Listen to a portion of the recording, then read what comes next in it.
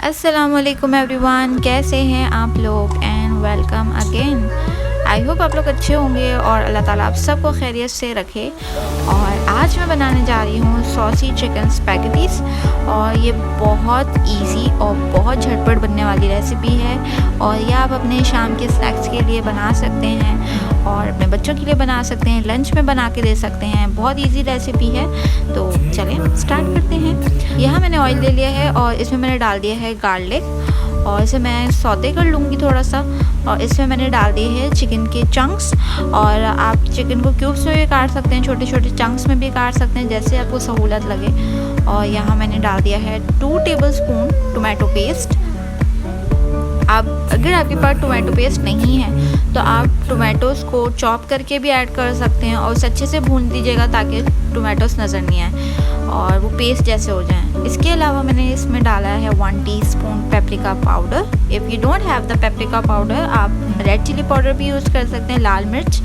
और इसके बाद मैंने इसमें डाला काली मिर्च और शान का tikka masala. It's optional, it's on you कि आप कौन सी वेजिटेबल्स इसमें यूज़ करना चाहते हैं। मैंने यहाँ पे कैरेट, गाजर और शिमला मिर्च चॉप करके डाल दी थी। और इसके बाद मैंने इसमें डाली है कुकिंग क्रीम। और बिलीव मी, ये बहुत मज़े की, बहुत यमी रेसिपी है। ट्राई कीजिएगा और अपनी बेबीज़ के लिए, बच्चों के लिए, बड़ों के लिए बनाइएगा।